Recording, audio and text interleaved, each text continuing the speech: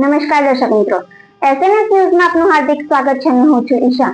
સમાચારમાં વાત કરીએ તો વડોદરા શહેરના વારસિયા વિસ્તારમાંથી સજાના વોરંટ છેલ્લા 1 વર્ષ અને 9 માસથી નાસ્તા ફરતા આરોપી હિતેશભાઈ ગોપાલદાસ પરીખ રહે 103 સુંદરમ કોમ્પ્લેક્સ વિજયનગર હરની રોડ ને પીઆઈ એસએમ વસાવા અને તેમની ટીમ દ્વારા શોધી કાઢી કાયદેસરની કાર્યવાહી કરતી વારસિયા પોલીસ ટીમ